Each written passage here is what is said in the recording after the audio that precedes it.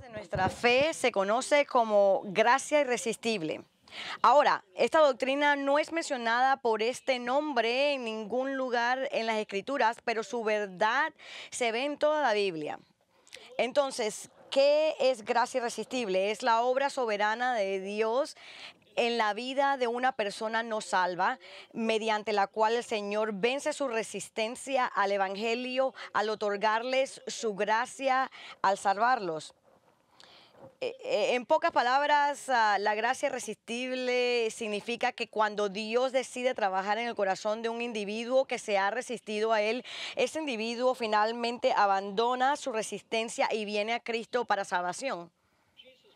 Jesús lo puso de esta manera en Juan 6:44. Nadie puede venir a mí si no lo trae el Padre que me envió, y yo lo resucitaré en el día final. Ahora, esto es gracia irresistible en acción.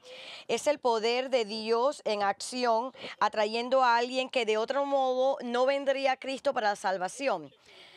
Esta palabra griega en particular, que se traduce como atraer, tiene el pensamiento de fuerza convincente. Es la misma palabra que se usa en otras literaturas griegas de pescadores arrastrando una red, o personas siendo arrastradas por una muchedumbre, lo que hace que en ambos casos la resistencia sea imposible, el resistir esta atracción. Y eso es exactamente lo que sucede cuando un pecador es atraído por Cristo, a pesar de su historia de resistencia al Evangelio. Es imposible que se sigan resistiendo cuando el Espíritu Santo los empuje a Cristo. Y la razón por lo que esta atracción irresistible y convincente es necesaria es porque sin ella nadie vendría a Cristo para la salvación. Contrario a lo que algunas personas piensan, nadie nace en este mundo con una actitud neutral sobre Dios, el Padre y su Hijo, el Señor Jesucristo. Todos nacimos con una naturaleza pecaminosa, lo que significa que en el centro de nuestro ser estamos empeñados en rebelarnos contra Dios. Y por lo tanto resistimos cualquier testimonio del Evangelio que se nos haya dado acerca de confiar en Cristo como Señor y Salvador. Nosotros no somos neutrales, estamos contrarios al Evangelio. El apóstol Pablo hace el punto de esta condición universal de resistencia muy claro en su carta a los Efesios. En Efesios 2:1-3 dice: y Él os dio vida a vosotros que estabais muertos en vuestros delitos y pecados, en los cuales anduvisteis en otro tiempo según la corriente de este mundo, conforme al el príncipe de la potestad del aire, el espíritu que ahora opera en los hijos de desobediencia, entre los cuales también todos nosotros en otro tiempo vivíamos en las pasiones de nuestra carne, satisfaciendo los deseos de la carne y de la mente, y éramos por naturaleza hijos de ira, lo mismo que los demás. La razón por la que hoy, la razón que estoy planteando la doctrina de gracia irresistible esta mañana es porque nos encontramos en el estudio de Hechos 7, donde como está, hemos visto que Esteban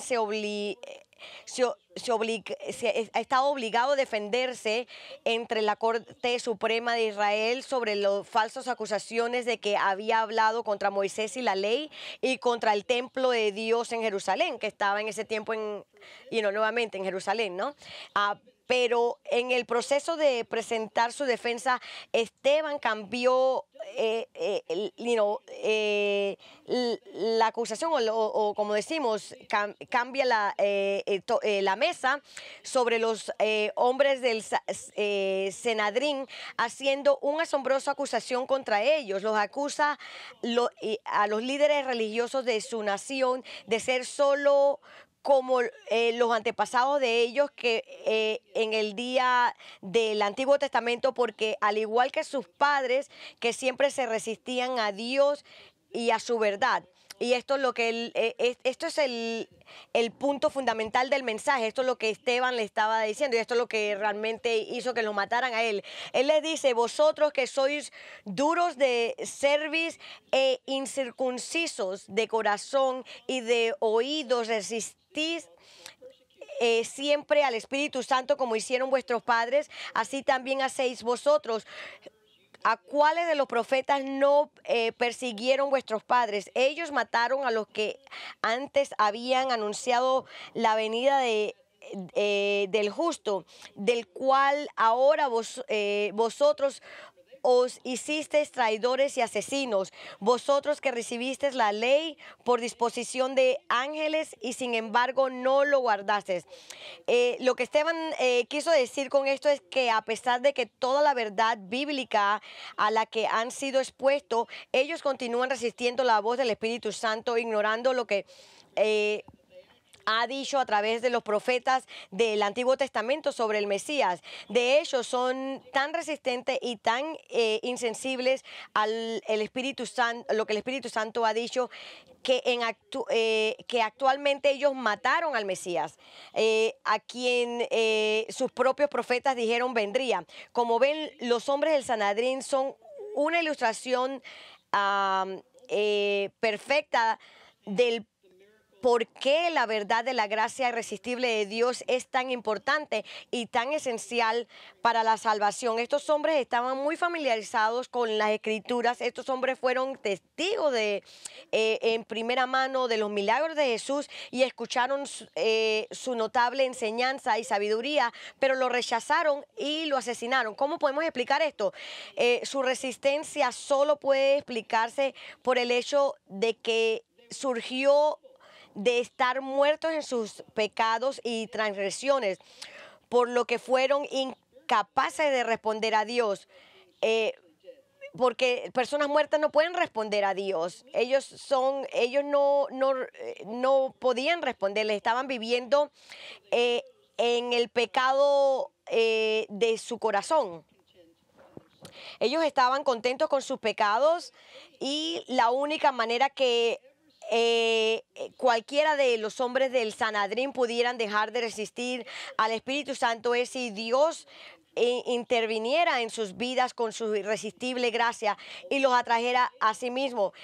Y él actualmente hizo esto más tarde en la vida de uno de los miembros del Sanedrín, Saúl de Tarso, quien se convirtió en el gran apóstol Pablo.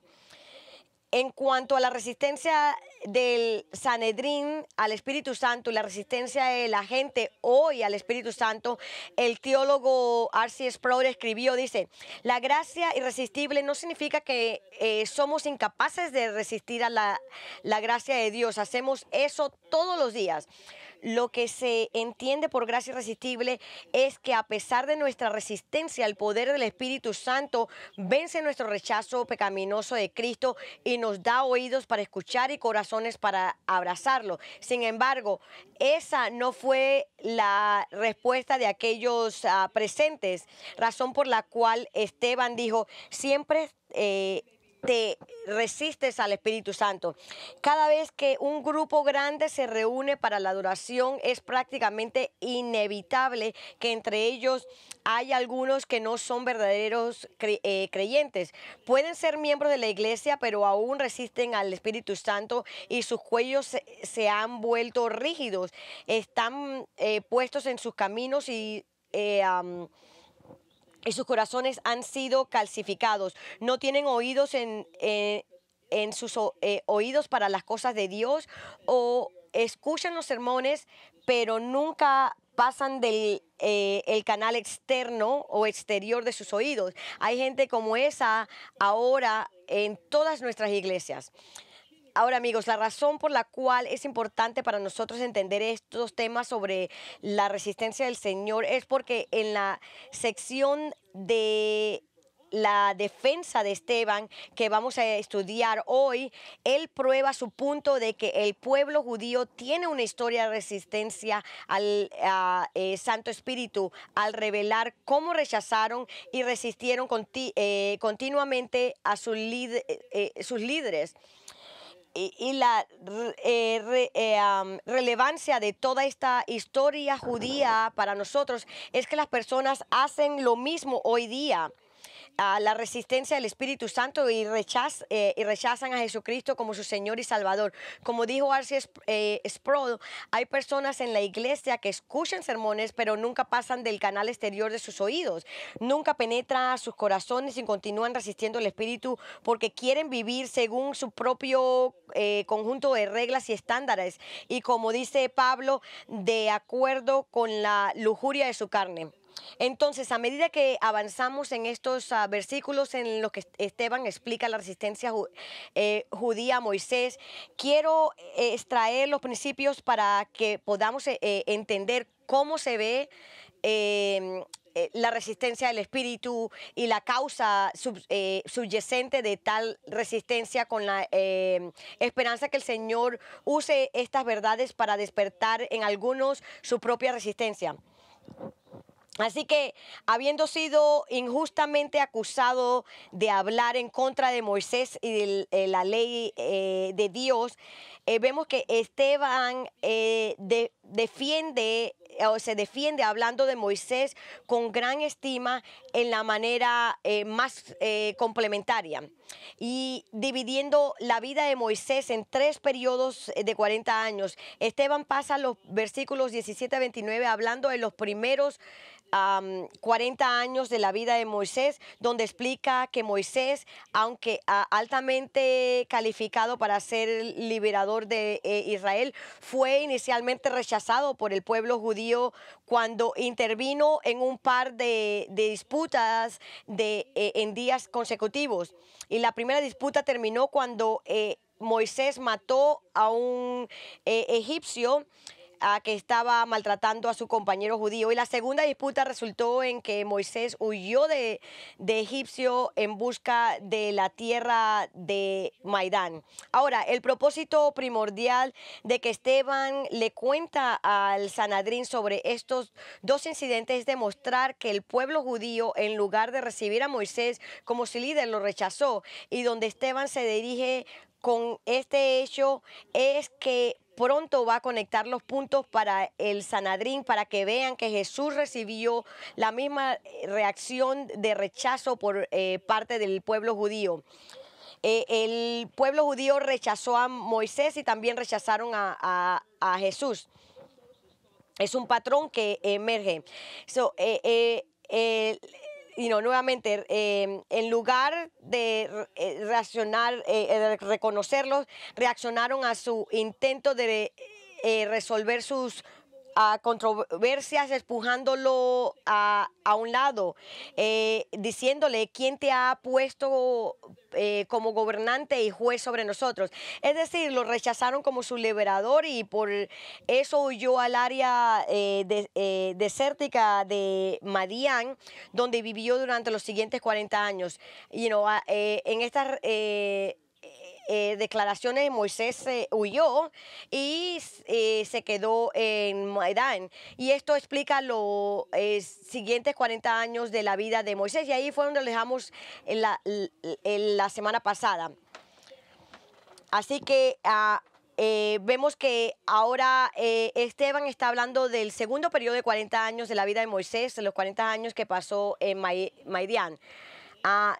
Vemos en el Hechos 7:36, y pasado 40 años se le apareció un ángel en el desierto del monte Sinai en la llama de una zarza que ardía. Curiosamente, Esteban pasa sobre los próximos 40 años de la vida de Moisés en Madián hasta que llega al final de este periodo de tiempo para contarnos acerca de un evento que cambiará el curso de la vida de Moisés y el curso de la historia humana. Él nos cuenta sobre el día en que un ángel apareció a Moisés en el desierto del monte Sinai en la llama de una zarza ardiente. Éxodo 3, 1, 2 nos da el trasfondo de lo que Esteban está hablando.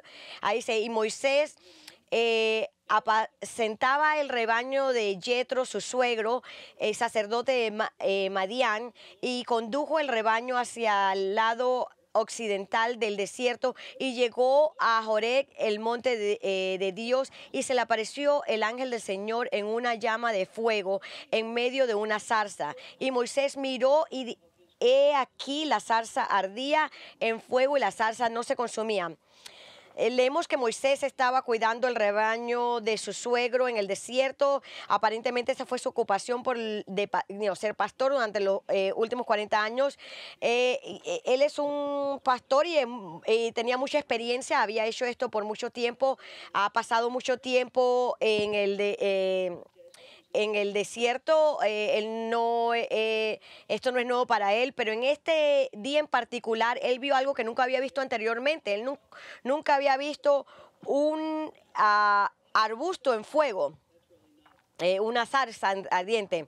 Esto no es algo por sí mismo unusual, porque pasa bastante en el desierto, pero lo que fue unusual de esto es que este arbusto continúa en fuego, ardiendo y no se consumía.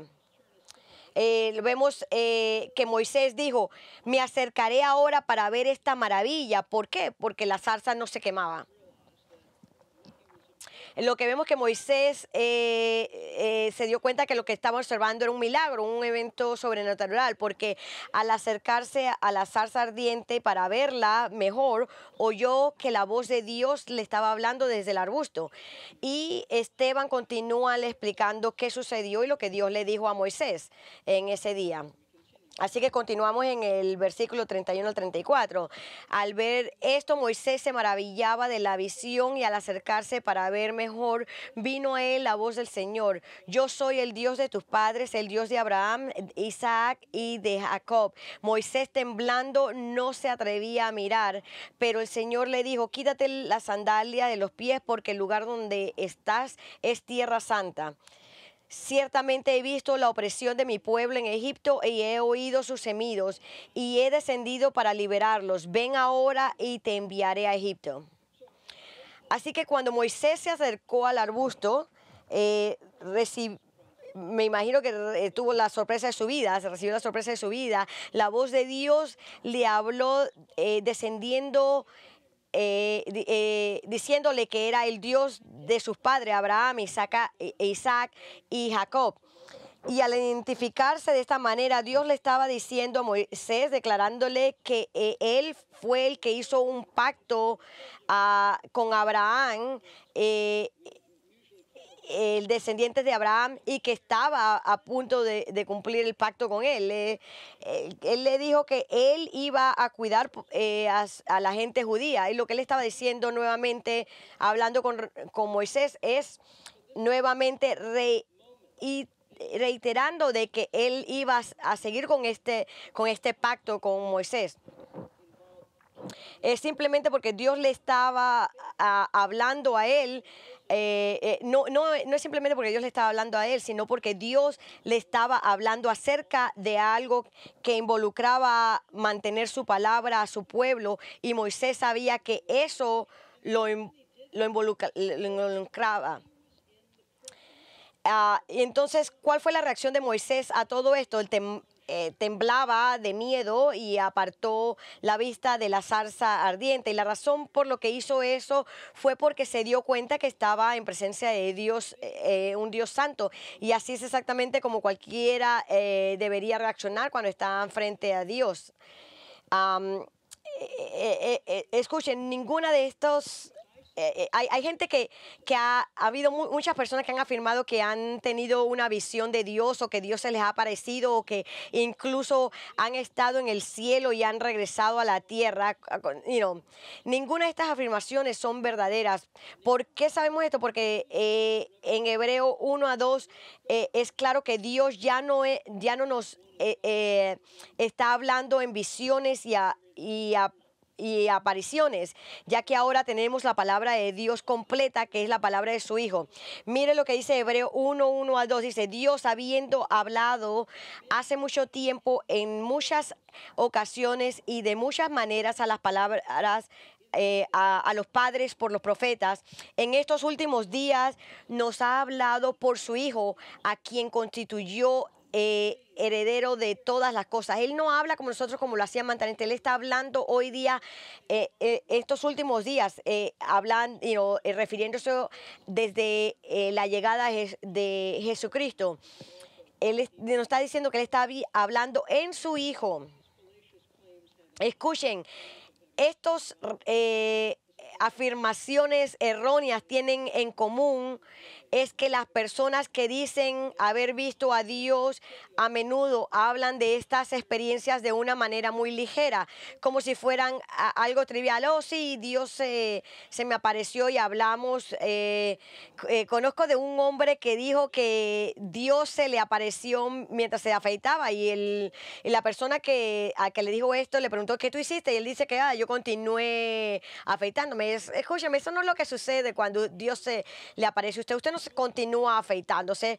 Usted no hace nada pero caerse en su cara y reconocer qué tan pecador es al estar frente a un Dios todopoderoso y santo. Y eso es precisamente la reacción de Isaías en el Antiguo Testamento y de Moisés. Eso es lo que uno hace cuando uno está al frente de un Dios santo. Nuevamente, usted reconoce su corazón pecaminoso, eso nuevamente. Precisamente lo que hizo Isaías cuando Dios le dio la aparición de Dios, el llegar a verlo a él. En Isaías 6 dice, en el año de la muerte del rey Usaías, vi yo al Señor sentado sobre un trono alto y sublime, y la orla de su manto llenaba el templo. Por encima de él había serafines. Cada uno tenía 6 alas, con 2 cubrían sus rostros, con 2 cubrían sus pies y con 2 volaban. Y él uno al otro daba voces diciendo, Santo, Santo, Santo es el Señor de los ejércitos. Llena esta toda la tierra de su gloria. Y se estremecían los cimientos de los umbrales a la voz del que clamaba, y la casa se llenó de humo. Entonces dije, ay de mí, porque perdido estoy, pues soy hombre de labios inmundos, y en medio de un pueblo de labios inmundos habito, porque han visto mis ojos al Rey, el Señor de los ejércitos.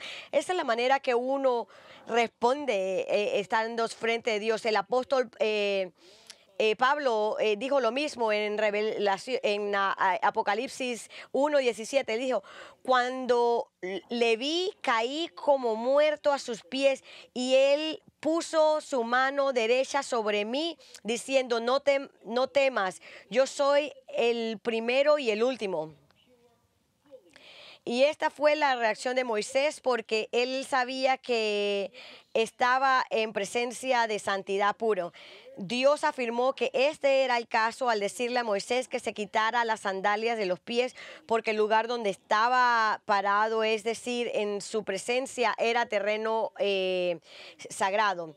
Ahora, aparte del hecho de que esto es parte de la historia del Éxodo, de que Dios se apareció a Moisés, hay una razón muy específica para que Esteban mencione que el lugar donde Moisés estaba parado era terreno sagrado. Como recordarán, además de ser acusado de hablar en contra de Moisés, Esteban también ha sido acusado de hablar en contra del templo en Jerusalén, como el único lugar en la tierra donde Dios habitaba y se encuentra con su pueblo. Y Esteban ya se defendió en contra de esta carga al afirmar que la presencia de Dios con Abraham, como cuando vivía en Mesopotamia, y su presencia cuando estaba con José, cuando él estaba en la tierra de Egipto, muestra que la presencia de Dios no se limita al templo. Y aquí él está haciendo otra afirmación diciendo que la misma verdad, porque él está diciendo claramente que la santa presencia de Dios estaba en la tierra de Madián cuando se apareció a Moisés. Lo que él está diciendo es que en cualquier lugar donde Dios esté es donde la santidad esté. Y quiero enseñarles esto en cómo se une. Si usted mira en el capítulo 6, versículo 13, mire lo que él está diciendo, que lo hace un poco más claro. Leemos, y presentaron testigos falsos que dijeron, este hombre continuamente habla en contra de este lugar santo de la ley. Ellos llamaron el templo este lugar santo. Y ahora Esteban le está diciendo que la tierra santa no está limitada al templo o Israel como la tierra santa. Él está diciendo es que es donde está Dios, ese es el punto. Y Dios estaba en Madián cuando se le apareció a Moisés, hablándole desde una zarza ardiente. Y la razón por la que el Señor hizo esto fue porque Él estaba preocupado por su pueblo, las personas con las que Él ha hecho un pacto. Él estaba preocupado porque Él había prometido protegerlos y cuidarlos. Y Él dijo que Él había visto su opresión, la opresión de los egipcios, y no era indiferente a sus gemidos. Y ahora Él iba a demostrar su fidelidad a Israel, de que mantiene su palabra enviando a Moisés a Egipto para que los liberara. Ahora, antes de seguir adelante, quiero hacer una pausa aquí por un momento para señalar algo de lo que me doy cuenta, que mientras no es la intención del mensaje de Esteban, sin embargo, es una verdad importante que vale la pena señalar, y que por 40 años Dios había estado preparando a Moisés para esta tarea específica de dirigir a Israel, entrenándolo en el desierto. Como ven, 40 años antes de esto, Moisés se sentía como si él estuviera listo para ser el líder de Israel, pero él realmente no estaba listo. Él lo pensó, pero él no entendía, él no estaba listo para sacarlos de Israel. Tomó otros 40 años detrás de la escena en el desierto para preparar a Moisés, al convertirlo en la clase de hombre que Dios quería que fuera, para poder servirlo a él eficazmente. Escúcheme, Moisés no es la única persona a lo que esto le ha pasado. David pasó muchos años siendo pastor de la oveja de su padre, ni siquiera de sus propias ovejas, sino de las ovejas de sus padres, mientras que Dios lo preparaba para ser el líder de su pueblo. Pablo, antes de ser convertido, lo mismo le pasó. Escúcheme, no estén desanimados si usted no está siendo usado por Dios de la manera que usted quisiera que lo usara. Aprenda por Moisés, usted no está listo. Usted todavía necesita más preparación, necesita más entrenamiento en el desierto por el Señor. Tenga paciencia, concéntrese en aprender las lecciones que Dios tiene para usted. Y las lecciones generalmente constan de carácter. No estamos hablando de aprender griego o hebreo, a ir a un seminario. No, estamos hablando de dejar al Señor que lo desarrolle su carácter, y lo desarrolle usted y lo molde en la clase de hombre o persona que Él quiere que usted sea. Ahora, como vemos, tomó 80 años preparando a Moisés, 40 en Egipto y 40 en Madián. Pero ahora Dios dice que Él está listo para ser enviado de vuelta a Egipto para liberar a su pueblo. Y el momento de esto fue perfecto porque esa es la manera que es con Dios. Si usted recuerda anteriormente que Israel Dios dijo que Israel iba a ser extranjero en Egipto durante 400 años, pero ahora los años estaban llegando a su fin. Y esto es aproximadamente, es exactamente 430 años. Y Dios, siendo fiel, estar por cumplir su palabra para sacarlos de la esclavitud.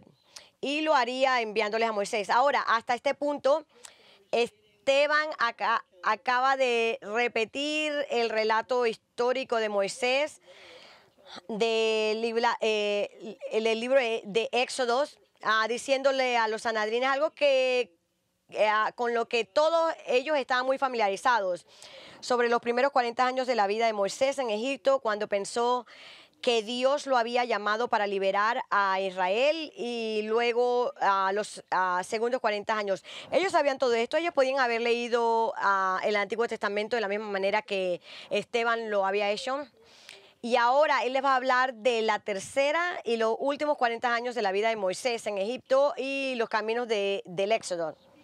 Y él empieza a hablar comentarios del significado del por qué Dios mandó a Moisés de regreso a Egipto. Y se mueve a los últimos, nuevamente, terceros y últimos 40 años de Moisés en Egipto.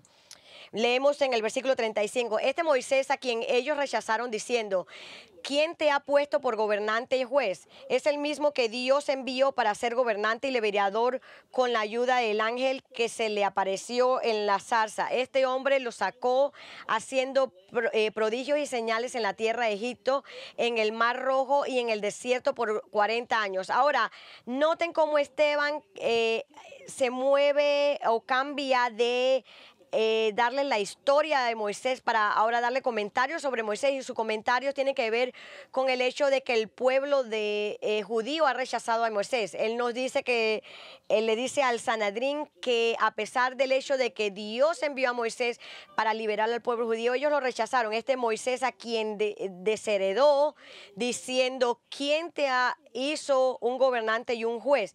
Es quien Dios envió para ser el gobernante y liberador. Él dice, este Moisés, este es el que era, y Dios le había mandado. Y a pesar del hecho de que Dios autenticó a Moisés como su libertador designado a darle la habilidad de realizar señales y maravillas, ellos lo rechazaron.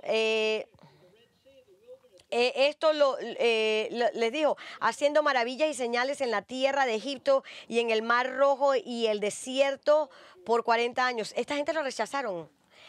Moisés, en vez de ser venerado, él es venerado hoy día, pero en ese entonces no.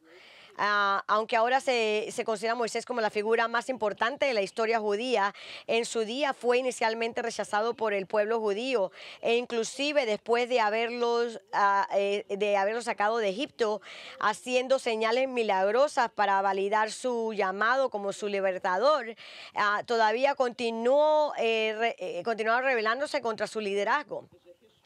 A pesar de lo que algunas personas puedan pensar, la historia del pueblo judío es una historia de rechazo de aquellos que Dios le ha enviado. Esto no solo es cierto para Moisés, sino también para los profetas del Antiguo Testamento. Esos hombres a quienes admiramos profundamente hoy, pero que no fueron admirados durante su vida. Escuchen lo que dijo Jesús sobre el patrón de Israel rechazando a los hombres de Dios en Mateo 23, empezando en el versículo 29, y después nos vamos al versículo 37. Él dice, ay de vosotros, escribas y fariseos hipócritas, porque edificáis los sepulcros de los profetas y adornáis los monumentos de los judíos, y decís, si nosotros hubiéramos vivido en los días de nuestros padres, no hubiéramos sido sus cómplices en derramar la sangre de los profetas. Así que dais testimonio en contra de vosotros mismos que sois hijos de los asesinos a los profetas. Jerusalén, Jerusalén, la que mata a los profetas, nuevamente saltando al versículo 37, dice, Jerusalén, Jerusalén, lo que mata a los profetas y apedrea a los que son enviados a ella. ¿Cuántas veces quise juntar a tus hijos como la gallina junta sus pollitos debajo de sus alas y no quisiste? He aquí vuestra casa se os deja desierta, porque os digo que desde ahora en adelante no me veráis más hasta que digáis, bendito el que viene en el nombre del Señor. Aunque los líderes religiosos judíos del tiempo de Cristo habló bien de los profetas y los honraban, era la hipocresía, porque tenían el mismo espíritu hostil como sus antepasados que mataron a los profetas. Y Jesús lo dijo mientras que se lamenta sobre el pueblo de Jerusalén, que su historia es la de matar a los profetas. Escuchen, la larga historia de Israel revela un terrible patrón de rechazo de los libertadores y portavoces de Dios, Moisés, los profetas y finalmente lo vemos ahora nuevamente, Moisés, los profetas y finalmente Jesús, el Mesías. Pero los judíos a menudo olvidan esto porque no es raro escuchar a una persona judía no decir algo como esto. Si Jesús era realmente el Mesías, entonces ciertamente los rabinos de su época le habrían reconocido y creer en él, pero no lo hicieron, ellos lo rechazaron, por lo cual debe ser un fraude. Y ese es un argumento común de las personas judías, pero aquellos que dicen esto olvidan el hecho, ellos olvidan que el pueblo judío rechazó a Moisés y hoy día no lo consideran un fraude. Y antes de rechazar a Moisés, rechazaron a José y hoy día no lo consideran un fraude. Y tristemente su historia revela que ellos rechazaron todos sus profetas. Y ellos ciertamente no fueron un fraude. Por lo tanto, no debe ser sorprendente para nosotros el ver que cuando el Mesías vino, ellos también lo rechazaron. No es de extrañar que Esteban les diga a los sanhedrines que siempre han resistido el Espíritu Santo, porque lo hicieron. Y lo que hace que su resistencia y rechazo a Jesús sea tan notable es que Moisés incluso le dio al pueblo judío una promesa profética de la venida del Mesías. ¿Y por qué él hizo esto? Para que no se les viera escapado de la vista. Observe cómo Esteban lo puso en el versículo 37. Ese es el mismo Moisés que dijo a los hijos de Israel, Dios os levantará profeta como yo de entre vosotros, hermanos. Esta es una cita de Deuteronomio 18:15, en el cual Moisés declara que Dios levantará de entre el pueblo judío un profeta que sería como él en términos de su ministerio a Israel. Es decir, esta persona le daría libertad como Moisés lo hizo. Este individuo haría señales y maravillas como lo hizo Moisés. Este individuo le iba a dar al pueblo revelación como Moisés lo hizo. Y el pueblo judío de Jesús sabía muy bien que esta declaración de Moisés era una referencia a la venida del Mesías. ¿Y cómo sabemos que ellos entendían y sabían y lo interpretaron de esta manera? Porque ellos mismos lo dijeron en el Nuevo Testamento. Miren lo que dice en Juan 6:14. Dice, la gente... Entonces, al ver la señal que Jesús había hecho, decía, verdaderamente, este es el profeta que había de venir al mundo. Ellos, y en el versículo 40 lo dicen, entonces algunos de la multitud, cuando oyeron estas palabras, decían, verdaderamente este es el profeta. Estas personas reconocieron que Jesús era el profeta que Moisés dijo que vendría, es decir, el Mesías, pero la mayoría de las personas, inclusive los sanhedrín, lo rechazaron cuando debían haber sido tan claro para ellos que este era el Mesías. Pero no estaban claros porque ellos constantemente rechazaban o resistían el Espíritu Santo, por lo que resistieron la verdad acerca de Jesús y sus corazones se volvieron más y más fríos. Escuchen estas palabras muy perpicaces de John MacArthur. Él dice, si el Sanedrín hubiera estado dispuesto a considerar los hechos, no podrían haber pasado por alto los paralelos entre la historia de su nación y su comportamiento hacia Jesús. Tampoco podrían haber pasado por alto los paralelos entre Jesús y Moisés. Moisés se humilló al salir del palacio de Faraón. Jesús se humilló a sí mismo al hacerse hombre. Filipenses 2, 7 al 8. Moisés fue rechazado al principio, también lo fue Jesús. Juan 1 al 11. Moisés era un pastor. Jesús es el buen pastor. Moisés redimió a su pueblo de la esclavitud de Egipto. Jesús redime a los hombres de la esclavitud del pecado. La historia de Moisés prefigura la historia de Jesucristo. Esteban dejó en claro que Moisés fue rechazado por el pueblo judío, pero escuchen con atención, porque Esteban no ha sido simplemente acusado de hablar en contra de Moisés como persona. Ha sido acusado de hablar en contra de Moisés como legislador, el que le dijo a la gente, el que le dio a la gente la ley. Y ahora Esteban se mueve a afirmar que el pueblo judío también rechaza a Moisés como su legislador, así como la propia ley. En el versículo 18 él dice, este es el que estaba en la congregación en el desierto junto con el ángel que le hablaba en el monte Sinaí y con nuestros padres, y el que recibió palabras de vida para transmitirlas a vosotros. Noten con esta palabra, Esteban hizo la transición de que Moisés fue enviado de regreso a Egipto para liberar al pueblo, y Moisés ahora saca el pueblo judío de Egipto.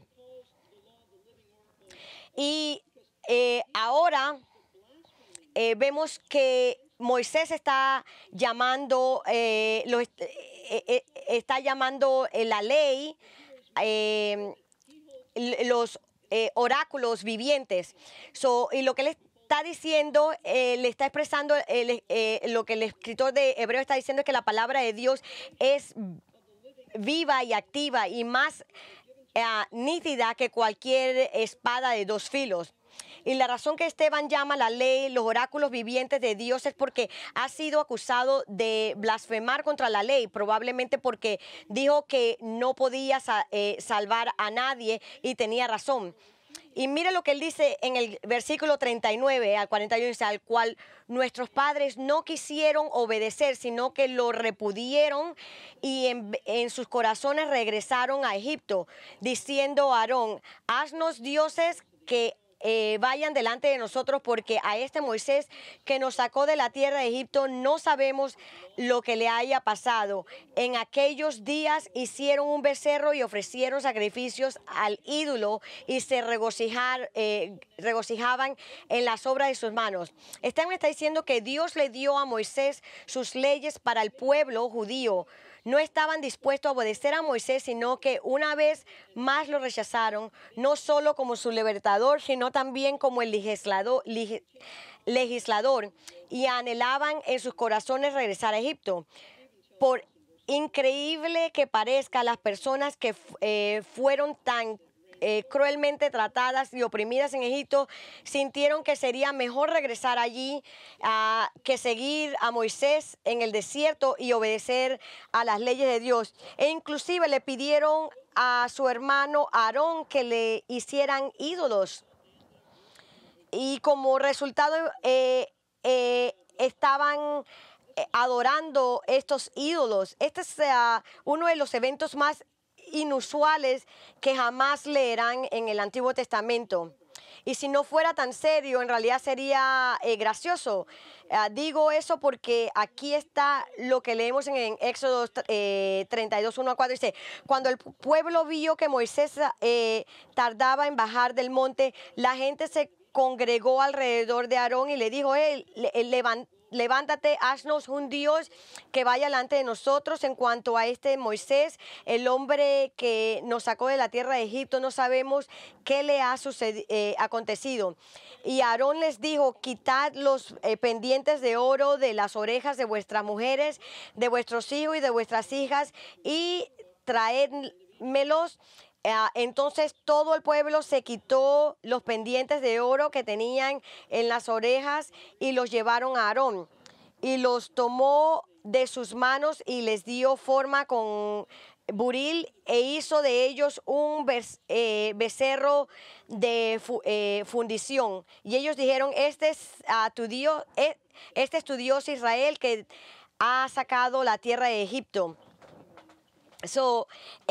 Y vemos que después que Moisés regresó, él estaba tan enojado que arrojó las tablas de los 10 mandamientos y las quebró. Veamos lo que dice en Éxodo 32, 21, 24. Entonces dijo Moisés a Aarón, ¿qué te ha hecho este pueblo para que hayas traído sobre él tan gran pecado? Y Aarón respondió, no se encienda la ira de mi señor. Tú conoces al pueblo que es propenso al mal, porque me dijeron, haznos un Dios que haya delante de nosotros, pues no sabemos qué le haya acontecido a este Moisés, el hombre que nos sacó de la tierra de Egipto. Y yo les dije, el que tenga oro que se lo quite, y me lo dieron y lo eché al fuego y salió este becerro. ¿Te puede creer esto? Él dice que lo tiró al fuego y sacó este becerro de oro. Si crees esto, entonces es probable que creas que Elvis está en el edificio también. Qué ridícula excusa. Pero te muestra el nivel espiritual del pueblo de Israel. Cuando Aarón, el hombre que estaba a punto de ser el sumo sacerdote, acomoda su deseo de adorar a un ídolo y luego inventa esta historia ridícula de un dorado ternero saliendo del fuego. Increíble. Lo que Esteban quiere que comprendan es que él no es el culpable de rebelarse contra la ley de Dios. El pueblo judío sí lo es. Toda su historia es una historia de desobediencia a la ley y comenzó aquí en el desierto cuando se convirtieron en un becerro de oro para ser sus dioses. Cuando convirtieron un becerro de oro para ser sus dioses. ¿Y por qué un becerro de oro? Porque el culto de los terneros era una parte central de la religión de los egipcios. Ellos físicamente habían dejado el país, pero ellos anhelaban volver a Egipto, porque sus corazones nunca habían abandonado ese lugar. La acusación de Esteban contra los Sanedrín es que siempre resistían el Espíritu Santo, y esa fue una acusación en contra de la nación entera de Israel. Ellos se resistieron a Dios en Egipto, lo resistieron en el desierto y continúan resistiendo a Dios a lo largo de su historia del Antiguo Testamento. Como Esteban dice en el versículo 42 y 43, dice, pero Dios se apartó de ellos y los entregó para que sirvieran al ejército del cielo, como está escrito en el libro de los profetas. ¿Acaso fue a mí quien ofrecisteis víctimas y sacrificios en el desierto por 40 años, casa de Israel? También llevasteis el tabernáculo de Moloc y la estrella del dios Renfán, las imágenes que hicisteis para adorarlas. Yo también os deportaré más allá de Babilonia. Cuando el pueblo judío se alejó de Dios, Esteban nos dice que Dios se apartó de ellos, entregándolos para servir al ejército del cielo. Y lo que se entiende por esto es que como un acto de juicio, Dios les permitió perseguir lo que sus corazones pecaminosos querían perseguir, ídolos, específicamente el del sol, la luna y la estrella. Este es el mismo tipo del juicio que Pablo habla en Romanos 1, concerniente a Dios, abandonándolo a los gentiles para hacer aquellos pecados de sus malvados corazones querían hacer. Esto lo hicieron cuando estaban en la tierra de Israel, y esto lo continúan haciendo hasta que siguieron siendo cautivos en Babilonia. Eso nuevamente es precisamente lo que el versículo 42 y 43 él está haciendo una citación de Amos 5. Él dice, aunque ofrecieron sacrificios de animales durante sus andanzas por el desierto y dijeron que era para mí, pero no lo era, no fue, no era a mí quien ofrecían estos sacrificios. Lo que la palabra de Dios está diciendo, lo que Esteban le está diciendo a los sanadrines, es que la nación de Israel tiene una larga historia de idolatría. Incluso cuando dijeron que estaban adorando el único Dios verdadero, al Dios de Abraham, de Isaac, de Jacob, no lo fueron. Ellos simplemente estaban dando, era de la boca para afuera, porque sus corazones realmente adoraban cuerpos celestiales. La mayoría de las personas tienen una malinterpretación de lo que se trata cuando se trata de Israel y el pueblo judío. Ellos piensan que ellos son un poquito traviesos, pero que en la mayoría, en la mayor parte, ellos eran obedientes a Dios y a sus leyes. Pero eso no es cierto. Ellos constantemente estaban resistiendo al Espíritu Santo, eran desobedientes al perseguir persistentemente adorando dioses falsos. ¿Qué es lo que nos está diciendo? Cuando rechazan a Jesús, que él vino a su pueblo y su pueblo lo rechazó. Ellos pretenden ser religiosos, ellos pretenden ser celosos de obedecer a Dios, pero todo es una pretensión. Jesús dijo que adoran a Dios con sus labios, pero que sus corazones estaban lejos de Él. Espero que eso no sea cierto de usted, porque las personas judías no son únicas en resistir la ley. Es la inclinación natural del corazón humano de resistir a Dios. ¿Podría ser usted alguien que dice ser cristiano, pero su corazón está lejos de Dios? ¿Es toda una pretensión? ¿Podría ser alguien que dice que está interesado en la Biblia, pero en realidad resiste el Espíritu Santo desobedeciendo constantemente su palabra? Si ese es el caso, reconozca su pecado y arrepiéntese ahora. Venga a Cristo antes de que su corazón esté tan lejos del Señor y que no escuche nada. Venga a Él y confíe en Él para su salvación.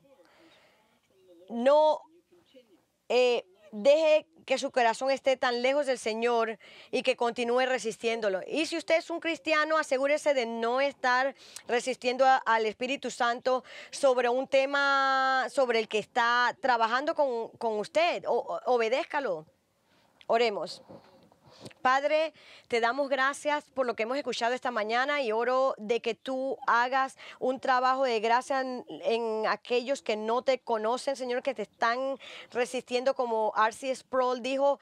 En las iglesias están llenas de personas que, aunque sean miembros de la iglesia, están resistiendo a Dios, al Espíritu Santo. Así que oramos, Señor, que cualquier persona aquí que está en esa condición sea despertado por ti a la verdad y que tú les enseñes su necesidad por Cristo a aquellos, Señor, que son creyentes y que te están resistiendo, que están resistiendo algo, que tú estás lidiando con ellos eso y que tú le estás poniendo una y otra vez y que no lo está agarrando.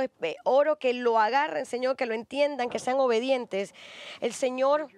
Escuchamos tus palabras, haz tu trabajo en nosotros, así cuando nos retiramos de que nosotros pensemos en estos asuntos, que no te resistamos y que entendamos más en nuestros corazones quién tú eres, qué tan maravilloso tú eres y que hagas tu trabajo en nuestra vida. Oramos esto en el nombre del Señor Jesucristo, amén.